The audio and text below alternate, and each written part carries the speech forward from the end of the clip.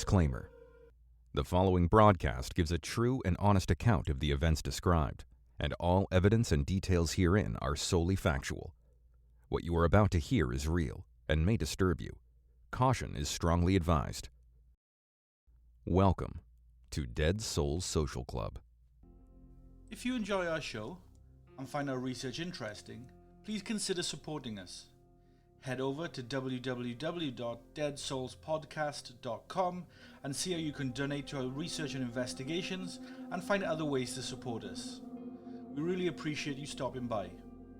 You can also find us over on Instagram if that's more your thing. Just search Dead Souls Podcast and we'll come up.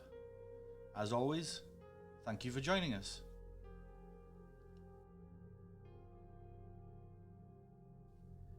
When people ask, who is the worst serial killer of all time, or who committed the most heinous crimes in history, it's hard to provide a universally accepted answer. After all, once you arrive at a certain degree of criminality, the lines of severity can and often do become subjective. There are some names, though, known the world over, that will almost always gain agreement as being deserving on any list which discusses the worst serial killers in the history of the Western world. One of those names is John Wayne Gacy. You may know him as the Killer Clown. Gacy raped, tortured and murdered at least 33 young males over an 11-year period between 1967 to 1978. His victims, for the most part, were killed in Cook County, Illinois. Gacy is often referred to as the Killer Clown due to his alter ego as Pogo and Patches the Clown, a persona he liked to take on when he performed at children's hospitals and charitable events within his community of Norwood Park Township. Tonight we're going to take a look at the life of John Wayne Gacy, from his abusive childhood to his infamous and depraved crimes. Unlike most serial killers, Gacy wasn't a strange or lonely character, to the likes of Jeffrey Dahmer or Albert Fish, for example. He was instead a hard-working and sociable member of the community, and a Democratic Party precinct captain. For many years, Gacy fooled friends, neighbours and relatives into believing that he was a respectable businessman and charitable and concerned community member who helped those in need. The actual and stark reality was that Gacy was a predatory paedophile, serial murderer and sadistic torturer who preyed on boys and young men for his sexual gratification. Gacy tortured and killed his victims in the most abhorrent ways before burying their bodies in the crawl space beneath his house. A list of information about the dates and circumstances of his crimes came from Gacy himself through his confessions. But, as seems to be the standard among serial killers, Gacy was also a compulsive liar. So there is some inconsistency within his stories, and some dates and names may differ depending on the source. After wading through the evidence and a number of well-researched works, I'm going to try and bring an accurate portrayal of one of the United States' most infamous serial killers. I'm going to be referencing the work of Terry Sullivan and his book Killer Clown, John Wayne Gacy Murders. Sullivan was the assistant state's attorney in the trial of Gacy and ran the prosecution team which secured Gacy's guilty sentence. If you're interested in this case, I highly recommend this book. John Stanley Gacy was of Polish and Danish ancestry.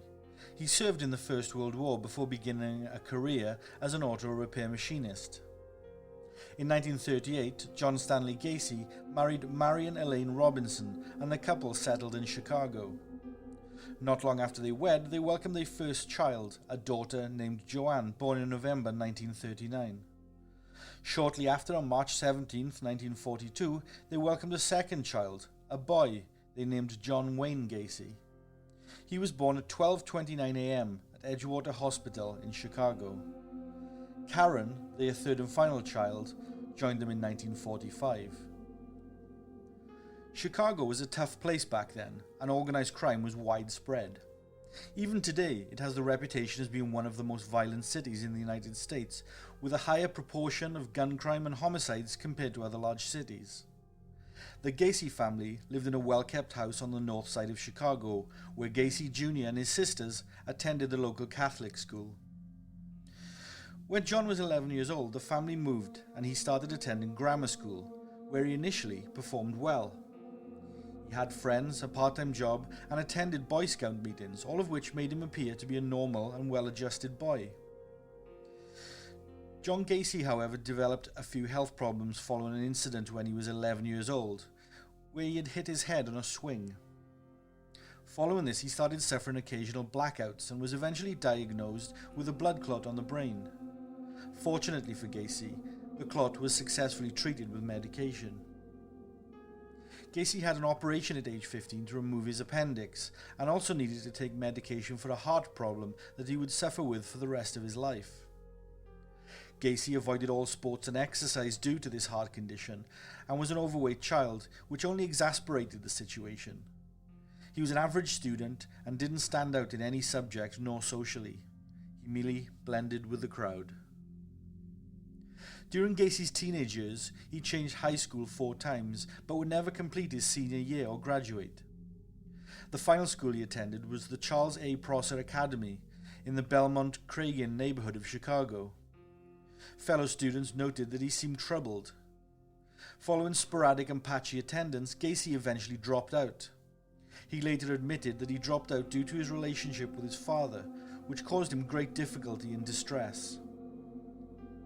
John Sr. was a drunk and a bully, and the entire family would suffer from his violent outbursts.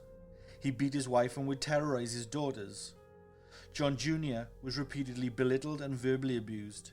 He would call him dumb, stupid, and compare him to his sisters. The constant berating had a profound impact on John Jr. His early childhood memories were not filled with love and fun like other children and his peers. They were instead full of verbal abuse, nastiness, and wicked beatings. John Gacy, however, had a close relationship with his mother and both of his sisters. His mother affectionately called him Johnny. His mother did her best to shield her son from his father's abuse, but her intervention would often fuel John Sr.'s anger even more, and he would accuse Gacy of being a sissy, mama's boy, and a degenerate homosexual. Despite this brutality, Gacy said that he loved his father and yearned to have a proper father-son relationship. He tried in vain to please his father and earn his approval. Gacy's relationship with his father hit an all-time low when he was around 7 years old. John Sr. had found out that John Jr. and another boy had inappropriately touched a young girl. John Sr. whipped and beat his son mercilessly as punishment. In 1949, at around the same time that this beating occurred, John Jr. started being sexually abused by a family friend who would molest John in his truck. Gacy was so scared that his father would find out and blame him for the abuse that he told no one until many years later, allowing it to continue. Following a particularly brutal encounter with his father, Gacy left home and headed west, ending up in Las Vegas. He quickly found work as a janitor at the Palm Mortuary. The owner said that he was a good worker, remained focused, and got on with his job. But John just wanted to earn money, enough to go back home. Gacy later admitted that one evening, while alone in the morgue, he climbed into a coffin of a deceased teenage boy and hugged, caressed, and fondled the body. He said that he realized what he had done, though, and became disgusted with himself. The incident prompted Gacy to call his mother and ask whether his father would allow him to come back home. His father agreed, and he drove back to Chicago the very same day. John Jr. was warmly welcomed by everyone when he arrived back home, with the exception, of course, of his father, John Sr. He was indifferent about his return and showed little interest or concern. After returning home, Gacy enrolled at Northwestern Business College, and though he had failed to graduate from high school, Gacy graduated Northwestern in 1963 and celebrated with his family, minus his father. Following his graduation, Gacy took a trainee managerial position at the Nuns Bush Shoe Company. The company was so impressed with him that in 1964, just before his 22nd birthday, the company transferred Gacy to Springfield, Illinois to manage the company's retail outlet. Gacy was perfect for the job and a fantastic employee. He was a naturally good speaker and conversationalist, and his gregarious personality made him an exceptional salesman. Shortly after his transfer, he began dating Marilyn Myers, one of his co-workers, and within a few months they were engaged to be married. They wed in September of 1964. Apart from Gacy's increase in weight gain, which aggravated his heart condition more, things worked out well between him and Marilyn. Gacy was well respected within the community, and the couple were financially secure. For all intensive purposes, the future looked bright for the new family.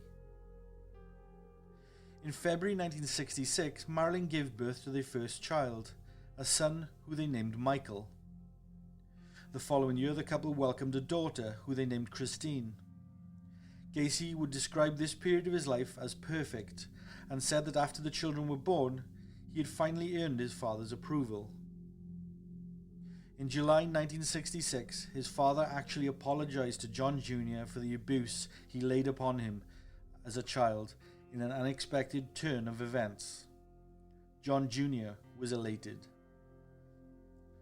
While living in Springfield, John discovered the United States Junior Chamber, also known as the JCs, a group for young and developing male business professionals and civic-minded individuals within the community. The group was for males aged 18 to 40. They regularly celebrated their successes through a succession of dinner and banquet ceremonies. The extremely sociable Gacy reveled in the group.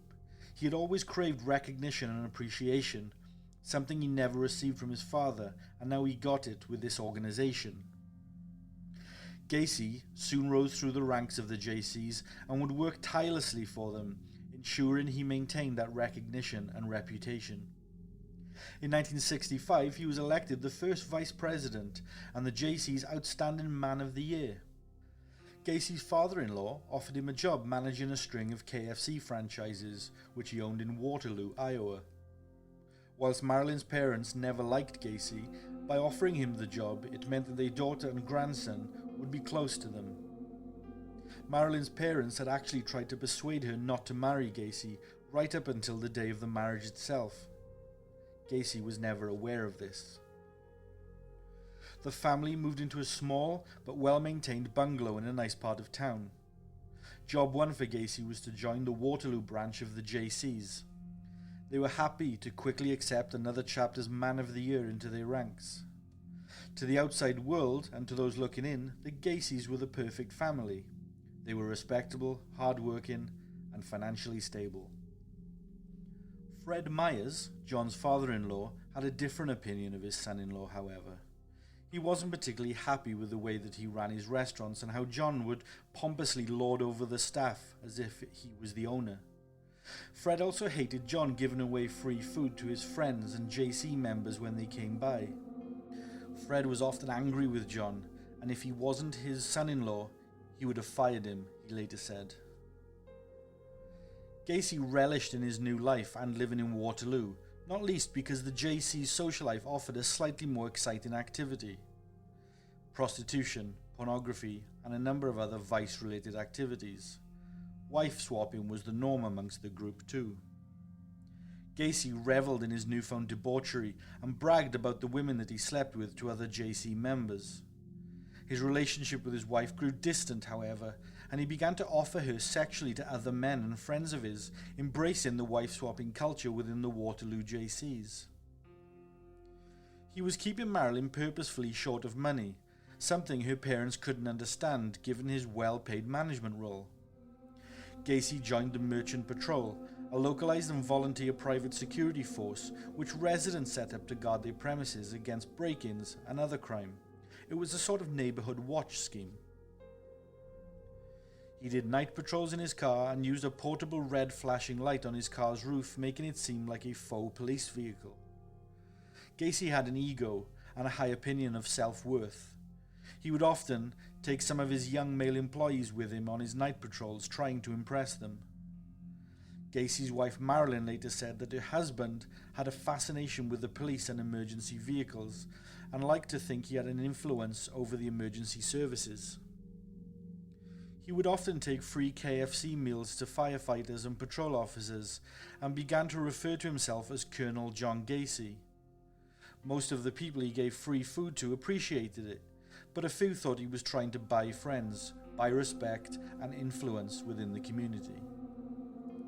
In particular, some noted that John liked to impress teenage boys especially. It wasn't unusual to see Gacy with a teenage boy beside him in his patrol car. No one ever really thought anything negative of it, however, as KFC hired a lot of young staff members, as was the nature of the job. There was no reason to suspect John Gacy of anything untoward other than having a big ego, of course. Eventually, however, some of the staff at KFC began commenting that it was only good-looking boys that he was offering a ride to. Staff whispers turned to rumours about their boss's sexual interest in young boys, and some staff started to decline a ride from John, avoiding Gacy as much as they could. The staff also told how Gacy would deliberately splash some boys with hot cooking oil so that he could take them to the hospital in his truck. Despite the rumours, there was enough JCs and friends of Gacy's who believed that John was a good and charitable man. Gacy was named the JC's most outstanding vice president in 1967, for example. He was also honoured as the best JC club chaplain in the state of Iowa, and he looked set to take the top role of club president. Well done for John. By 1968, Gacy had 2 young children, and some dubious encounters and local rumours aside, John and Marilyn seemed happy. He had decided to hand his notice in to his father-in-law and start up his own business. Things were certainly on the up and up. Then there was a knock on the door that would shatter things for John. He answered the door to a policeman who informed him that he had been indicted for molesting young boys. The policeman produced a search warrant and seized from the family home 5 rolls of obscene 8mm movie footage and an envelope containing advertisements for pornographic material. Marilyn was in complete shock. She had no idea her husband harboured sexual preferences towards young boys. She believed entirely in his reputation as a good, hard-working man, loving father and upstanding member of the community. Marilyn was sure the police had made a mistake. But the allegations against Gacy were made by 2 boys who told the jury that on separate occasions Gacy coerced them into unwanted sexual encounters with him. James Tillery, a 16-year-old who worked for Gacy at KFC, stated that Gacy invited him into his home while Gacy's wife was in hospital giving birth to their second child. Gacy and Tillery watched pornography and drank alcohol before Gacy propositioned the boy. Tillery initially refused his sexual advances, but Gacy forced the boy at knife point up to the bedroom. Gacy cut the youth with a knife, but hadn't wanted to go that far and backed off and apologized, agreeing to drive the boy home. The second accusation came from Donald Voorhees, a 15-year-old boy who Gacy knew through his father, who was a fellow member of the JCs. Voorhees did odd jobs for Gacy on occasion, and Gacy had told him that he was conducting scientific research for a sexual education committee. Gacy told Voorhees that he could earn $50 if he assisted him in his research. Over a period of several months, Gacy forced Voorhees to commit mutual oral sex with him. He got the boy drunk and in a variety of locations assaulted him. The boy became very confused about what was happening to him, as Gacy told him that his scientific research had to be kept a secret. Gacy told Voorhees that if he did tell anyone about what was happening, he would contact his gangster friend from Chicago. Gacy denied the allegations the boys made, although he did fail a police polygraph test. Many people in the community, including the JCs, believed that he was being framed. Eventually, however, Gacy admitted to having a paid relationship with Voorhees. Despite the admission, nothing much happened. Gacy had a lot of incriminating evidence against the police involving the darker and criminal side of the JCs, which had on its membership a number of the local police. On August the 30th, 1968, Gacy persuaded 18-year-old Russell Schroeder, an employee of his, to physically assault Donald Voorhees in an attempt to prevent him from testifying against him. Gacy paid Schroeder $300, and Schroeder lured Voorhees to an isolated country park and sprayed mace in his eyes, then severely beat him. Voorhees managed to escape, however, and immediately reported the assault to police, identifying Schroeder as his attacker. They arrested him the following day, and he confessed to assaulting Voorhees at Gacy's paid request. Police charged Gacy with hiring the boy to assault and intimidate Voorhees. He was jailed in lieu of a $10,000 bond. He also underwent a psychiatric evaluation and was diagnosed with antisocial personality disorder. Doctors stated that he was a sociopath and a psychopath, but fit to stand trial.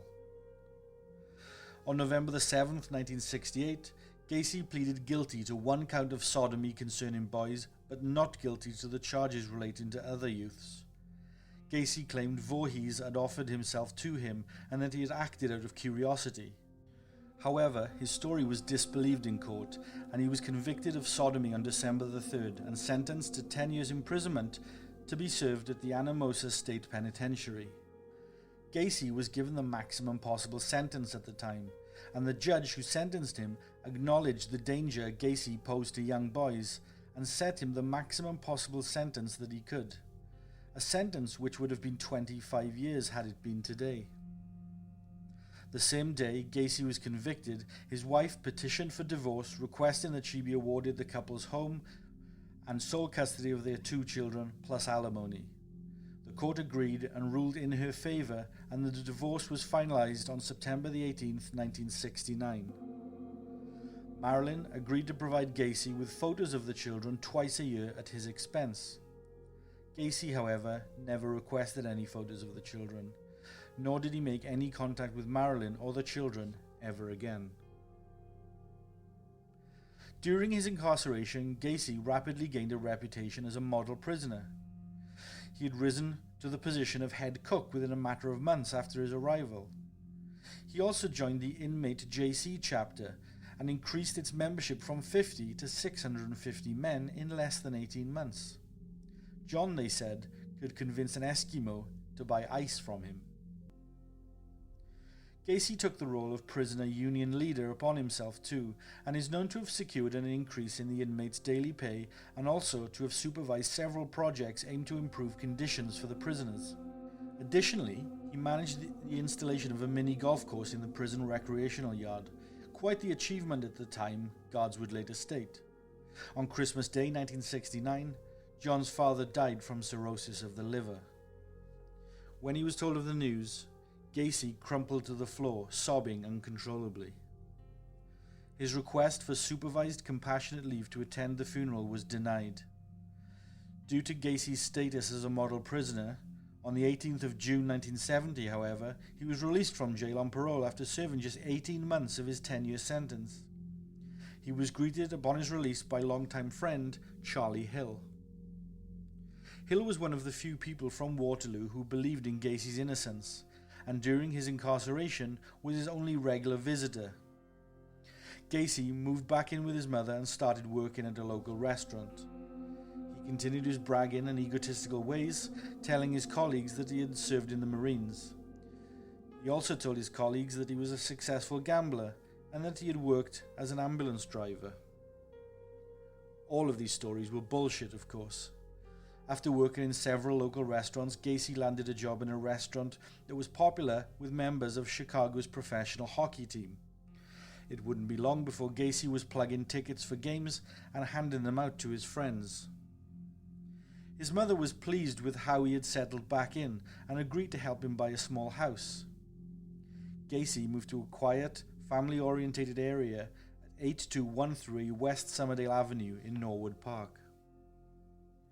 The house was sturdily built with a shingled front, a garage, and a small front and back lawn. Inside the house were 2 bedrooms and 2 extra rooms that had been added to the downstairs living area by the previous owner. In one of the bedrooms, there was a trapdoor that led to a 4-foot deep crawl space beneath the house. In the extended part of the house, crawl spaces had been added, given that they were cheaper than adding a basement.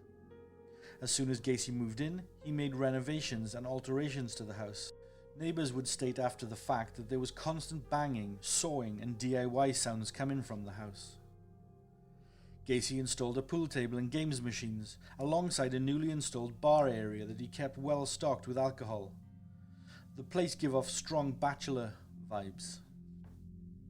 Far from being a reformed character, Gacy quickly turned into a predator, however. He started hanging around at the local Greyhound bus terminal at Clark and Randall Street in Chicago. Each day, thousands of passengers from all across the United States arrived in or traveled through the city. Some of them were just teenagers on their first trips without their parents. Young people arriving alone in the city made them very vulnerable, and pimps and perverts were often seen waiting to seduce young boys and girls into a life of prostitution or worse. It was the perfect place to pick up teenage boys for a deviant predator like Gacy. On February the 12th, 1971, barely 8 months after being released from prison, Chicago police charged Gacy with disorderly conduct after a teenage boy he picked up at the terminal made a complaint against him. The boy claimed that he was picked up by Gacy and taken back to his house, where he was forced to commit a sexual act. The case was dismissed, much to Gacy's luck, after the boy failed to attend court. Unbelievably, no one would hear about this accusation, not Gacy's neighbours, friends, or even the parole board who were meant to be monitoring him. So on October the 18th, 1971, Gacy was officially released from parole and his citizenship rights were entirely restored. The authorities had unknowingly released a monster into the world. John Wayne Gacy's first known murder occurred on January the 3rd, 1972, following a party that Gacy threw at his house. Following the party, Gacy drove to the Civic Center to view a display of ice sculptures, or so he said. In the early hours of the morning, he then persuaded a 16-year-old boy from the Greyhound bus terminal into his car. Timothy Jack McCoy was traveling from Michigan to Nebraska, and he took a break from the journey in Chicago. Gacy offered to take the teenager on a sightseeing tour of Chicago before driving him back to his home, with the promise that he could spend the night there before continuing his journey the next day. Remember that it was the 1970s. The time period and culture was very different to what it is today. The young generation at that time were more free, and mass media fear and panic was not fed to the nation 24/7. You could argue that it was a more innocent time. Hitchhiking and hippie culture was widely accepted and normal amongst the youth, who generally didn't think twice about getting into a stranger's car, at least for the most part. Also, don't underestimate the persuasion, coercion, and confidence that Gacy held in his personal arsenal. There is a reason he achieved all that he did. Gacy later told various stories about how he came to kill McCoy, who initially became known as the Greyhound busboy, as there was no identification for him at the time. Unlike most of Gacy's victims, the boy was not strangled. He was instead stabbed twice in the chest. After the killing, Gacy claimed that he sat and listened to the boy slowly dying and gasping for air. Gacy admitted that this caused him to have experienced a huge sexual high. It was at that point that he realized that for him, death was the ultimate sexual thrill. Gacy buried McCoy's body in the crawl space beneath his house, but later, when his second wife Carol moved in and complained of the odors in the house, he covered the body over with concrete. The remains of McCoy were not identified for 14 years after their discovery. Dental records eventually proved the body was that of 15-year-old Timothy Jack McCoy. Gacy didn't kill again until around 2 years after his initial thrill killing. In January 1974, Gacy would kill again, however. He strangled a young man and hid his body in a closet in his home before burying him. Gacy later said that bodily fluids leaked from the victim's mouth and nose, staining his carpet. As a result of this, Gacy would regularly stuff cloth rags or the victim's underwear into the mouth of his future victims. You really don't want to stain your carpet after all. His second victim has tragically never been identified. Despite having a preference for teenage boys, Gacy was often seen in the presence of Carol Hoff, a divorcee with 2 young daughters. Carol was a regular visitor to Gacy's house, and along with his mother, Gacy introduced her to his neighbors. She became a familiar face when the residents met up for card games and cocktail nights. Gacy had become a popular figure in the community once again, and was a helpful and considerate neighbor. Neighbors are on record as saying that they liked Gacy very much, and that he couldn't be more helpful if they needed anything. Their only negative was that it was considered unanimous that all the neighbors thought he had awful taste in home decor. His house, both inside and out, was full of garish colours that stood out against the more conservative houses in the area. This didn't stop his neighbours enjoying his company, though. He was very active in his local community, willingly loaned out his construction tools to friends and neighbours, and happily ploughed snow from neighbours' walks free of charge. He loved to host annual summer parties, which were attended by hundreds of people, including local politicians. Carol and John would eventually marry. Carol knew that John had been in prison, but he was so kind and considerate to her, she felt he could offer her and her daughters a stable life. Carol and her daughters, the neighbours and the community at large all thought John Wayne Gacy was a regular swell guy. There was one teeny tiny thing that concerned her though. John's erratic moods. One minute he was kind, loving, friendly and upbeat. The next he was in a furious rage. Although only a small concern, this didn't stop the marriage from going forward in July of 72. Carol and her kids moved into John's house the same day.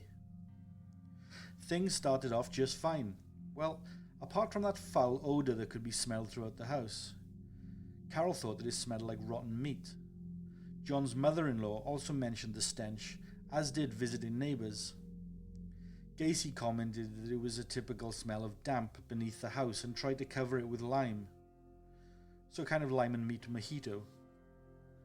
He also blocked up some of the vents to try and dampen the smell, but nothing really removed the odour. In an extraordinary twist to the story, Gacy was arrested shortly after his marriage to Carol. He was charged with aggravated battery and reckless conduct. As it became established, Gacy had posed as a police sheriff and forced the young man into his car under the threat of arrest. Gacy then forced the boy to perform oral sex on him. Luckily, the terrified boy managed to escape. The charges were later dropped, however, and the case never went to court. The youth was deemed as a witness with no credibility, after it was found out that the young boy attempted to blackmail Gacy following the incident. Life continued on for the Gacys, and in 1974, John started hosting regular, huge themed parties for friends and neighbours. During the parties, Gacy would brag about his achievements to anyone and everyone who would listen to him. Many friends and neighbours were getting wise to Gacy's tall tales, and they simply humoured him while he made claims about his days in the Marines, police and fire brigade, or his time as an ambulance driver. Humour in him, however, only led to his reputation as a harmless and friendly guy sinking into the psyche of the local community, and made the harsh reality of who Gacy really was disappear further and further over the horizon.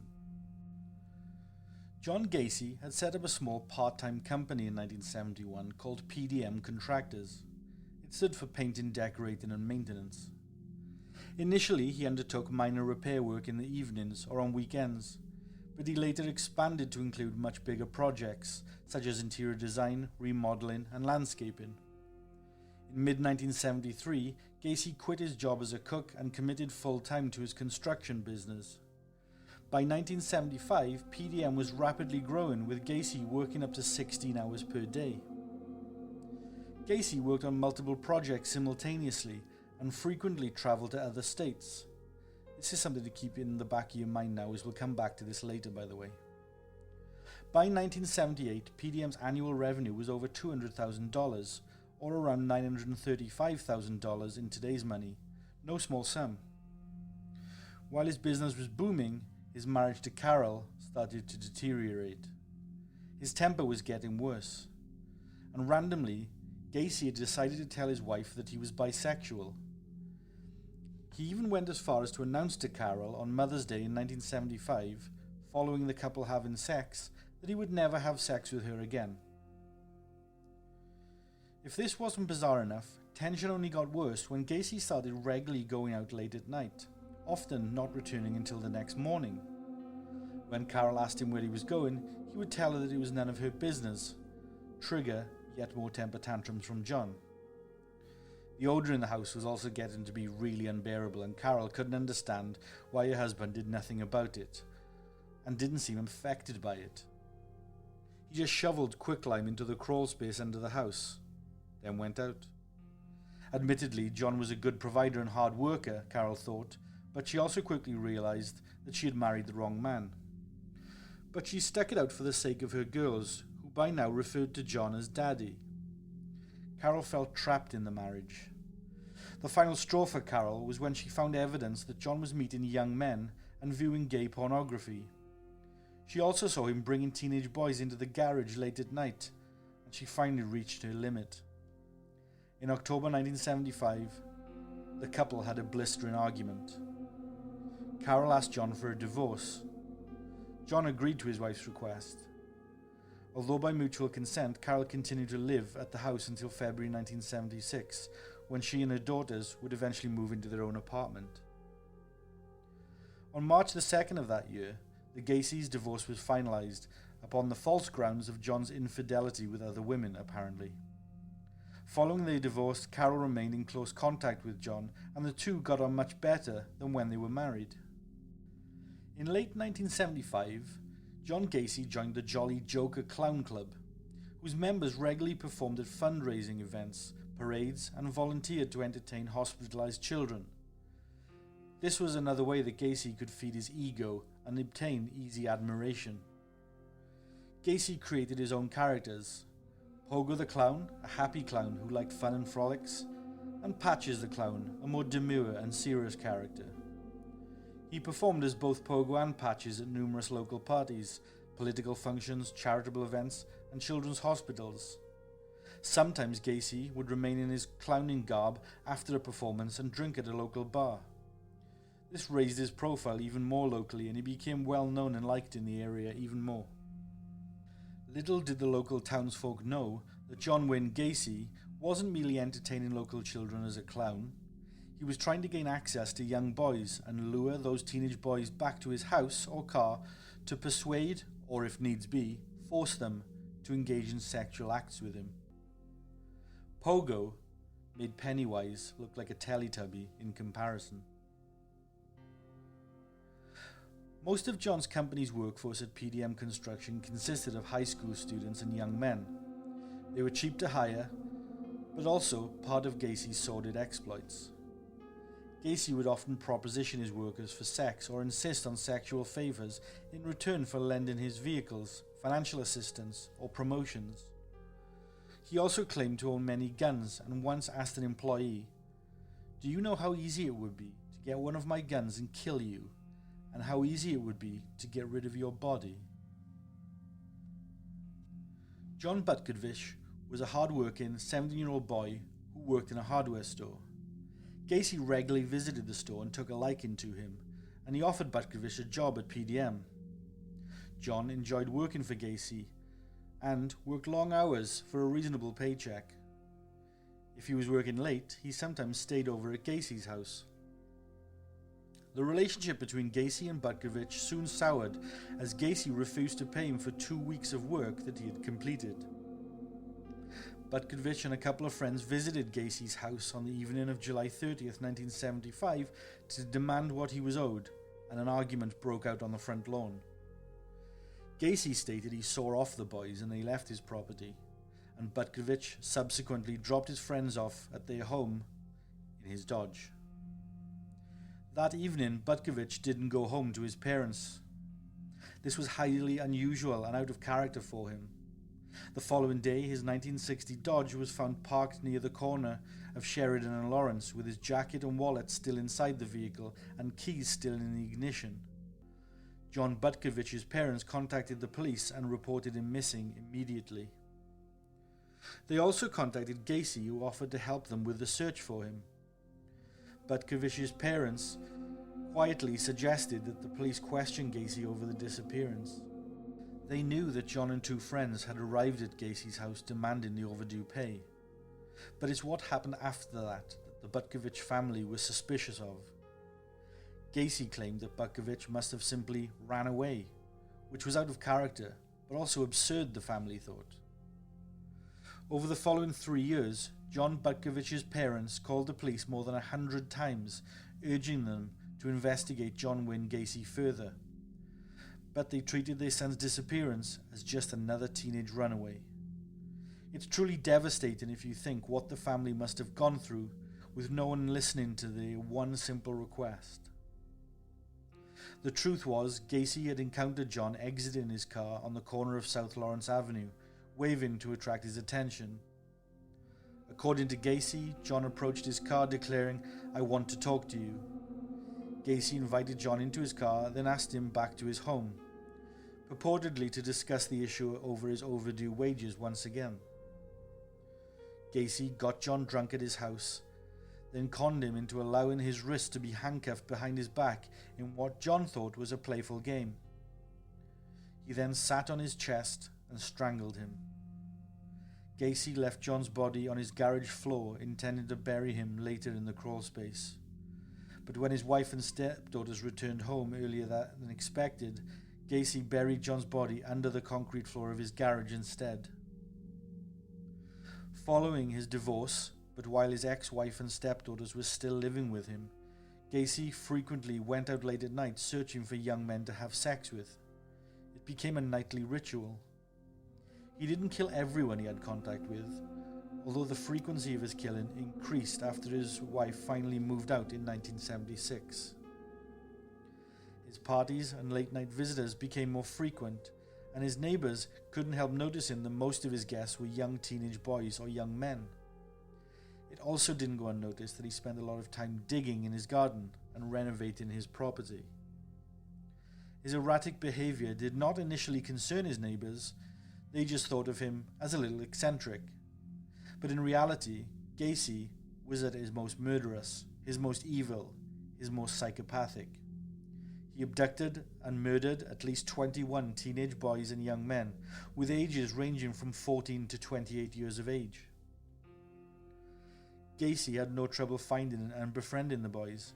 Many of them he hired to work with him at his ever-expanding business. He met others in bars and around the Greyhound bus station, many having travelled to the city to start new lives, find work, or were simply passing through. Gacy would lure the youngsters with promises of construction work or some other temptations. Gacy also befriended young boys when he performed in his clown attire for children's parties and charity events, such as 18-year-old Daryl Sampson. Gacy abducted and murdered Sampson, who was last seen alive in Chicago on April 6, 1976. He buried his body beneath the dining room with a section of cloth lodged down his throat. On the afternoon of May 14th, just a month later, 15-year-old Randall Reffert disappeared while walking home from high school. Hours after his abduction, 14-year-old Samuel Stapleton also vanished as he walked home from his sister's apartment. The boys were buried together in the crawl space beneath Gacy's house, and investigators believe both victims were murdered on the same evening, possibly together. A couple of weeks later, on June the 3rd, Gacy killed a 17-year-old Lakeview teenager named Michael Bonin. Michael had disappeared while traveling from Chicago, and Gacy had found him and strangled him with a ligature. Gacy liked to frequently cruise the streets of Uptown, searching for young boys who hung out on street corners selling themselves to middle-aged men. Shockingly, some of the kids were as young as 8 or 9 years old. Although Gacy's proclivity was usually teenage boys, Uptown Chicago in the 1970s was notorious for street prostitution and impoverished lives and living conditions. It was a place where the gay community was almost accepted in society, unlike in other parts of the United States, and Gacy felt comfortable there, mingling with other men who were mostly middle-aged and married men who had been forced to hide their sexuality, existing in the closet for years. The young street hustlers shared experiences of the men that they got into cars with, and learned that a certain type of man enjoyed inflicting pain and fear onto their young lives. Word soon got around about an overweight man who cruised the streets in a brand new black Oldsmobile. One boy later stated how he got into the car of a big burly man who had driven him to a house on Somerdale Avenue in West Norwood. He said that his first meeting with the man was uneventful, but on their second meeting, he was violently beaten. The boy fought back, but he was overpowered and molested anyway. The boy, however, did manage to escape by telling the man his friend had taken down his license plate number for protection. This lie potentially saved his life. But word was out, and rumours of a chubby man and the black Oldsmobile had spread. He was to be avoided at all costs. He was known to be generous with his money, which tempted some boys who were literally living on the breadline. But they knew he was dangerous. Billy Carroll Jr. was the kind of boy who seemed to always be getting into trouble. At the age of 9, he was in a juvenile home for stealing a purse, and at age 11, he was caught with a gun. Billy was mischievous and spent most of his time on the streets of uptown Chicago, hustling. At the age of 16, he was making money by arranging meetings between teenage homosexual boys and adult clientele for a commission, effectively pimping his friends. On June 13, 1976, Billy left his home to head out to the streets, but he never returned. Another victim of Gacy, who was found 2 years later buried in the crawlspace beneath Gacy's home. After murdering Billy, Gacy went on to kill a further 3 boys in a 4-week period. His bloodlust was intensifying. The slain were aged between 16 and 28 years old, although the older man was sadly never identified, so his age is approximate. On August the 5th, a 16-year-old Minnesota boy named James Hansen phoned his family, possibly from Gacy's home. They would never hear from him again. Heartbreakingly, his body was later found buried in Gacy's crawlspace. The body of a 17-year-old Rick Johnson, who was last seen alive on August the 6th, was also later found in the crawlspace. 2 innocent young boys stolen in quick succession, just a day apart. On October the 24th, Gacy abducted and killed teenage friends Kenneth Parker and Michael Marino. The 2 were last seen outside a restaurant on Clark Street in Chicago. 2 days later, a 19-year-old construction worker named William Bundy disappeared after informing his family that he was attending a party. William worked for Gacy, and his body was later found beneath Gacy's bedroom. It is thought that between August and October that Gacy continued to kill, although no bodies could be identified from this period. Gacy, as we previously mentioned, was known to also work out of state, however. 1976 was a time when there was no cell phones or internet. It wasn't unusual for parents not to hear from their children for longer periods of time that would be considered normal by today's standards. This played to Gacy's advantage, sadly, and indeed many other prolific serial killers of this time. There were, however, several accusations similar to the disappearance of John Butkovich, where parents and friends were persistent in their belief that it was out of character for their loved one to just disappear or be classed as a runaway. One such victim was 17-year-old Gregory Godzik. Gregory was a good-looking and well-liked boy who liked nothing better than hanging out with his friends and girlfriend. He was delighted when, towards the end of 1976, he landed an after-school job with PDM Contractors, meaning he would finally have enough money to fix up his old car. Things seemed to be going well for the young man. However, in the early hours of December the 12th, 1976, just after dropping his girlfriend home, Greg disappeared. It was completely out of character for Greg not to contact his parents or his girlfriend to let them know his whereabouts. Even staying out all night was something that Greg never did. It just wasn't in his character. His parents were so worried that they contacted all of his friends and his girlfriend, but none of them knew where he was. When they contacted the police, they were told he was probably a runaway, which seemed to be the standard response to every missing person in the 1960s and 70s. Greg's parents were not willing to accept this, however. The following afternoon, Greg's 1966 maroon Pontiac car was found unlocked and abandoned behind a pet shop in the village of Niles, Illinois. Greg's mother remembered that Gacy owed her son some money for work that he had done and contacted him to see if he had heard from Greg requesting the money.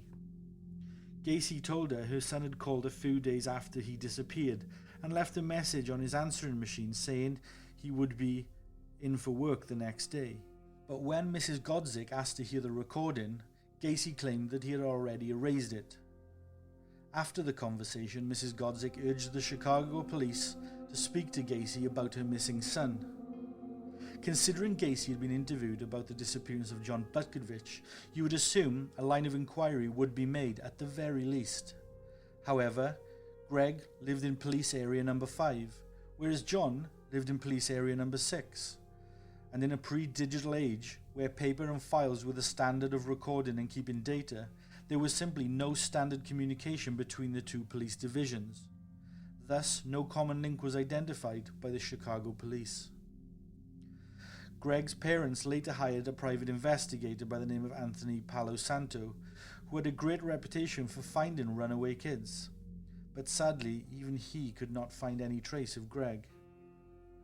Less than 2 months after Greg disappeared, 19-year-old John Cizik was reported missing. He was an acquaintance of both Godzik and Butkovich. Again, John Cizik, like those before him, had no reason to run away, and it would have been completely out of character for him to do so. Infuriatingly, the link was again missed by the police. In one specific area of the same county, over an incredibly short span of time, a large number of teenage boys who all fit the same profile were disappearing one by one, and the police failed to even see that it was happening before their very eyes. Gacy turned out to be in possession of John Cizik's car, but he managed to fob the police off, saying that he had sold it to him because he needed money to leave town. Gobsmackingly, the police accepted this story and made no further inquiries. By the end of 1977, Gacy had murdered 6 more young men. The first of these victims was 18-year-old University of Illinois student Robert Gilroy. Gilroy lived just 4 blocks away from Gacy, and he was the son of a Chicago police sergeant. On September 15, 1977, he was expected to catch a bus along with some other students for a day of horseback riding. Robert never showed up. He was immediately reported missing by his parents. At the time, Gacy was in Pittsburgh and did not return to Chicago until September the 16th, however. When Robert's body was eventually found, along with Gacy's other victims in the crawl space under the house, it prompted speculation that maybe Gacy had an accomplice. After all, he was out of town when Robert vanished. However, despite Gacy having several young men stay at his house for long periods of time, police could find no evidence that he had an accomplice. Although going by the police's track record up until this point, this isn't saying much, but that's just my personal opinion. 10 days after Robert disappeared, 19-year-old former US Marine John Mowery vanished after leaving his mother's house to walk to his apartment. Mowery was later found strangled and buried beneath the master bedroom of Gacy's house. 21-year-old Russell Nelson disappeared on October the 17th, 1977. He was from Minnesota and had traveled to Chicago looking for work. He was last seen outside a bar in the city. Less than 4 weeks later, Gacy murdered 16-year-old teenager Robert Winch and buried him in the crawlspace. On November the 18th, 20-year-old father of one Tommy Bailing disappeared after leaving a Chicago bar. He would sadly be another victim found within Gacy's crawlspace. As Christmas approached, Gacy killed another teenage boy, David Talsma, who was traveling to a rock concert in Hammond when he disappeared. On December the 30th, 1977, Gacy abducted 19-year-old student Robert Donnelly from a Chicago bus stop, this time at gunpoint. Gacy drove Robert to his home, where he raped, tortured, and repeatedly dunked his head into a bathtub full of water until he passed out. Throughout the ordeal, Gacy taunted Robert with seemingly plainful statements such as, "Are we playing fun games tonight?" Robert was so traumatized he actually asked Gacy to kill him. However, after several hours of torture, he drove Robert to his workplace and released him, warning him that if he complained to police, they would just not believe him anyway. Ignoring the threat, Robert did report the assault to the police. They actually questioned Gacy on January 6, 1978. Gacy told the police that he was in a sex slave relationship with Robert, but insisted it was entirely consensual. Remarkably, the police believed Gacy and filed no charges. The effect that this and previous crimes that he got away with must have propelled Gacy's ego into the stratosphere, with him believing that he was untouchable. The following month, Gacy went on to kill 19-year-old William Kindred, who disappeared on February the 16th. By now, the crawl space under Gacy's house was rammed full of bodies, and William was to be the final victim that he buried there. The odour in Gacy's home must have been unbearable, and why it wasn't detected by neighbours is just another staggering element to this story, that if it wasn't true, you would simply never believe it. On March 21st, Gacy lured 26-year-old Jeffrey Rignall into his car. Shortly after Rignall entered the vehicle, Gacy chloroformed him and drove him back to his house. Gacy restrained his arms and head, and a pillory device he called the Rock was affixed to the ceiling. Gacy raped and tortured Rignall with various implements and repeatedly chloroformed him into unconsciousness. After the ordeal, Gacy drove him to Chicago's Lincoln Park, where he was dumped unconscious, but still alive. Rignall managed to stagger to his girlfriend's apartment, and police were informed of the assault.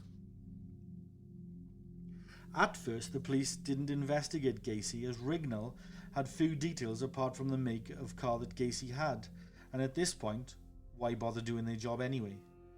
He was so severely injured, he spent 6 days in hospital. However, Rignall was determined to get justice for his ordeal, and he and his friends staked out the area near where he was picked up at Lincoln Park. Eventually, they spotted Gacy's black car cruising, so they followed him back to his home at 8213 West Summerdale Avenue.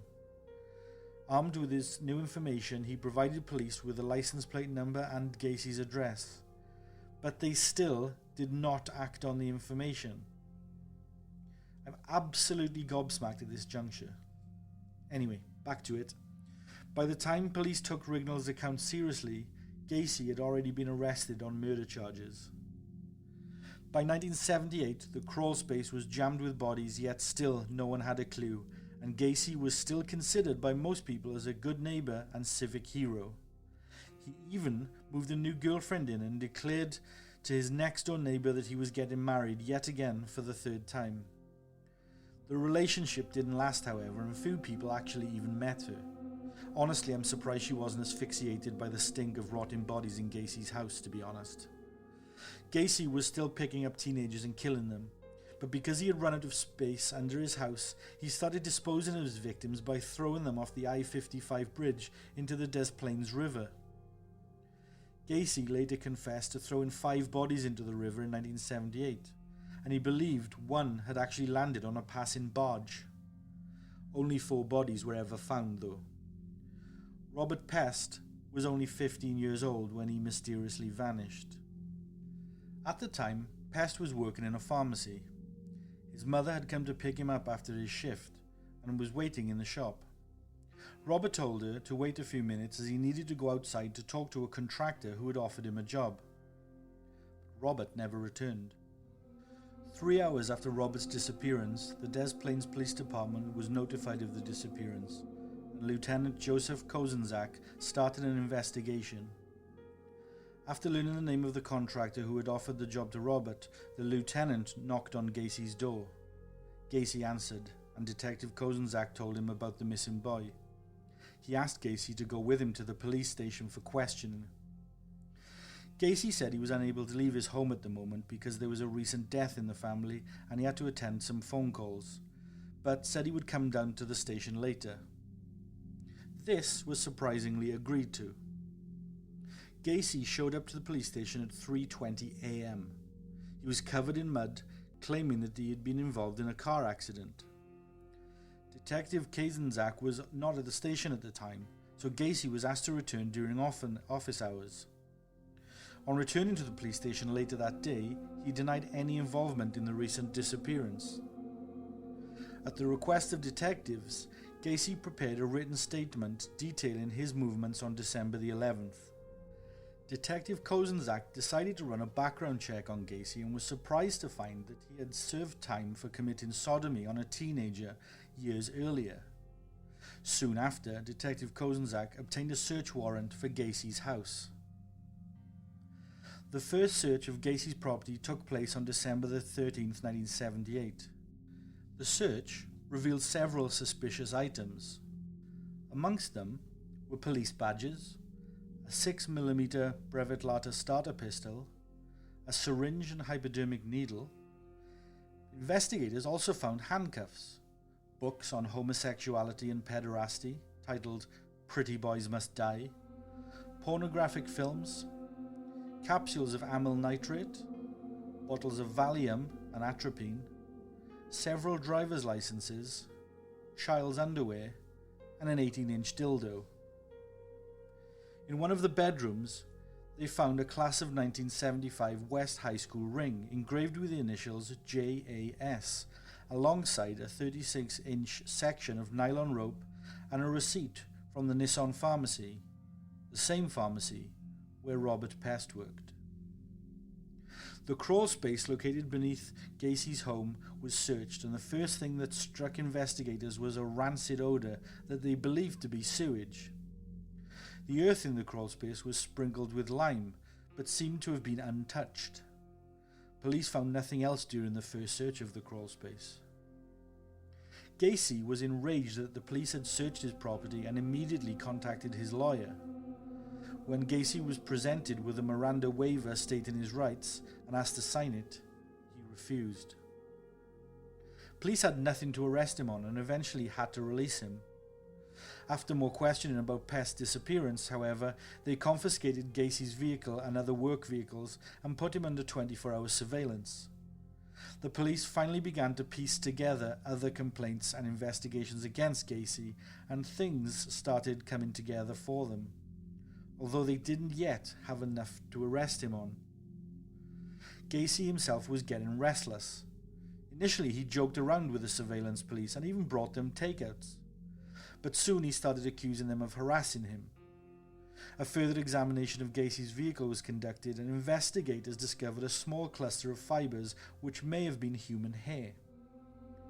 That evening, officers conducted a test using 3 trained German Shepherd search dogs to determine whether Pest had been present in any of Gacy's vehicles.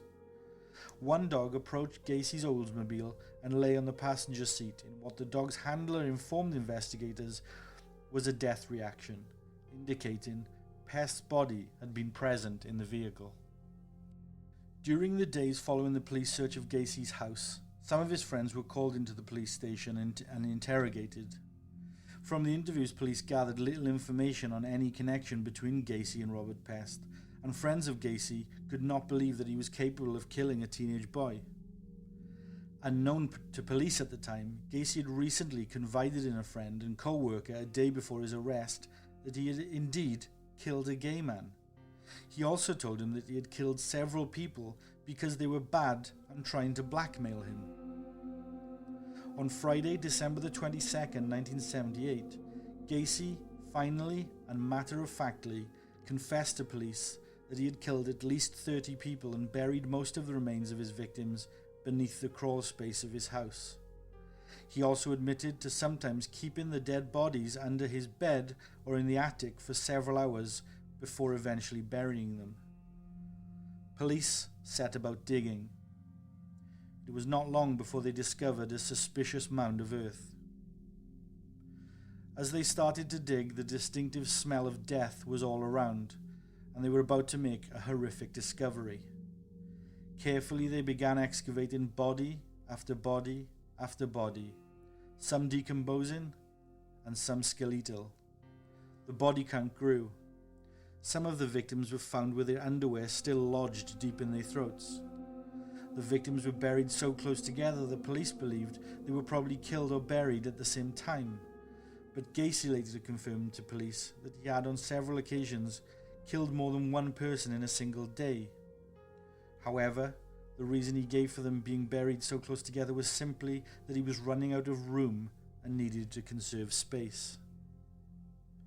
By the 28th of December 1978, police had removed a total of 27 bodies from Gacy's house. However, this was not the final death count. They had also linked the death of Frank Landigan, whose body had been found in the Des Plaines River, to Gacy, after Frank's driver's license was found in Gacy's home, as well as James Mazzara, who was also found with the all-too-familiar underwear lodged in his throat. By the end of February 1979, police were still digging up Gacy's property. They had completely gutted the house, but believed there were still more bodies to be found. They were right. While workmen were breaking up the concrete of Gacy's patio, they came across another horrific discovery. They found the body of a man still in a well-preserved condition in the concrete. He appeared to be sleeping. The man wore a pair of blue denim shorts and a wedding ring. Gacy's victims no longer included just young boys. The following week, another body was discovered. The 31st body to be found linked to Gacy was in the Illinois River. Investigators were able to discover the identity of the young man by a tattoo on one of his arms. The victim's name was Timothy O'Rourke. Another body was found in Gacy's property. The body was located beneath the recreation room of Gacy's house. It would be the last body to be found on John Wayne Gacy's property. The house was destroyed and reduced to rubble soon after the police investigation was completed.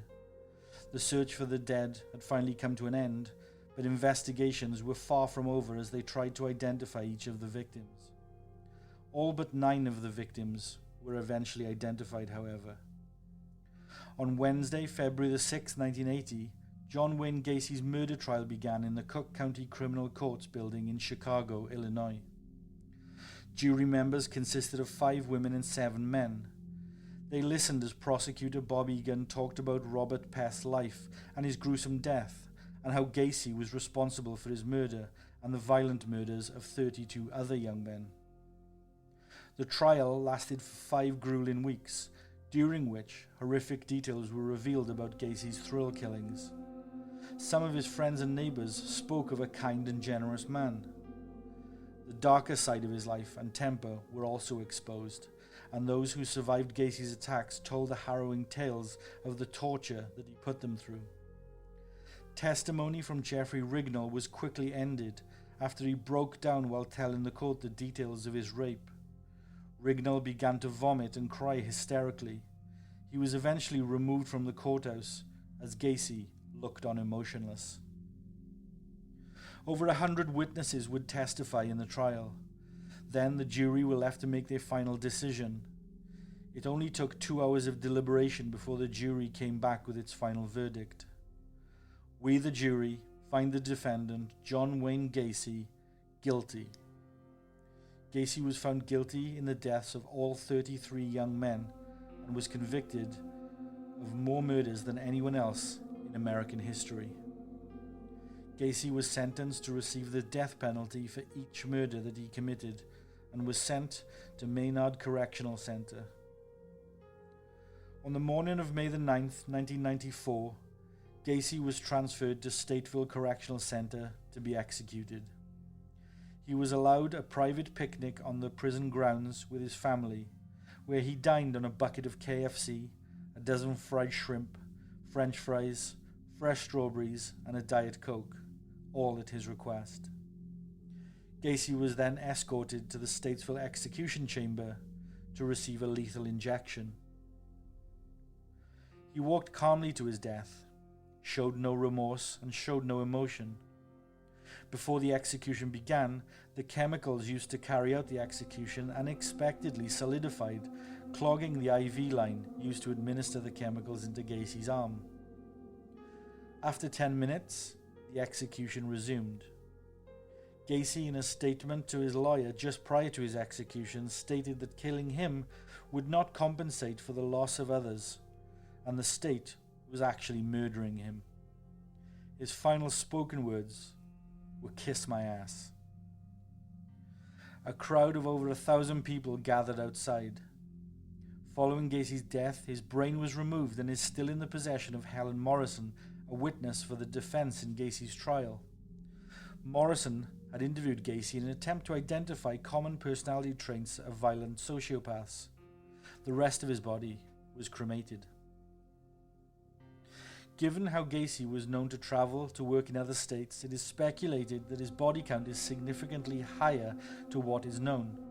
We will never know the true number of lives that he took. There is still ongoing research and private investigations as to whether Gacy had accomplices or was part of a wider sex ring. There is circumstantial evidence linking Gacy to Dean Corll, Robin Gecht, and Edward Spitzer, in addition to the Franklin scandal of the late 1980s. But as I said, this is purely circumstantial at this stage. For the friends and families of Gacy's victims, their torment will never end. Neither will those that survived his evil clutches. But may his victims find comfort, solace, and salvation, and may they rest eternally in peace.